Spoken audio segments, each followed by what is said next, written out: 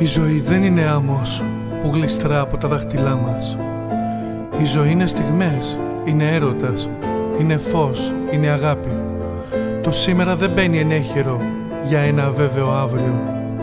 Δεν μπαίνει ενέχειρο γιατί είναι αποκλειστικά δικό σου. Το αύριο το φτιάχνεις μόνο σου, φίλε μου, σου ανήκει.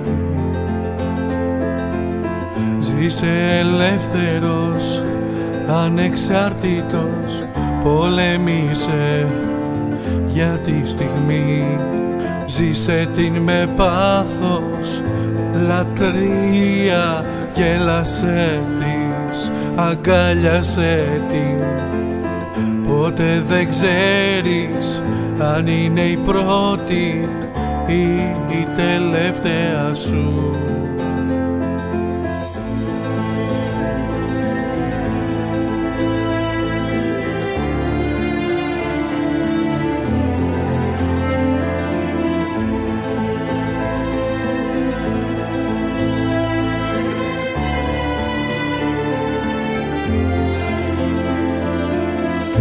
Στη ζωή του καθενός υπάρχει μια αρχή και ένα τέλος. Να θυμάσαι πάντα πιο καλά ένα τέλος με πόνο παρά ένας πόνος χωρίς τέλος, ένας πόνος εφιάλτης. Η ζωή είναι στιγμές, είναι έρωτας, φως αλλά και αγάπη.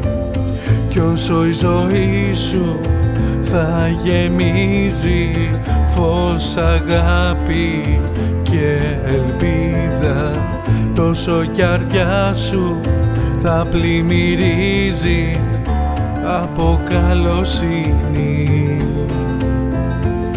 Η ζεστασιά της αγάπης σου φτάνει ως εδώ την ζω.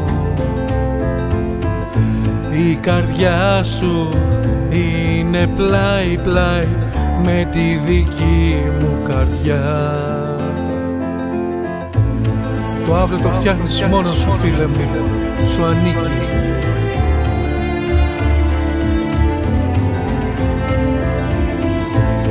Το αύριο το φτιάχνεις μόνος σου, φίλε μου, σου ανήκει.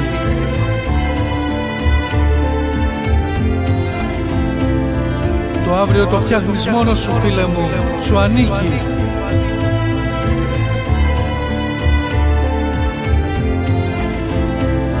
Το αύριο το φτιάχνεις μόνος σου, φίλε μου, σου ανήκει.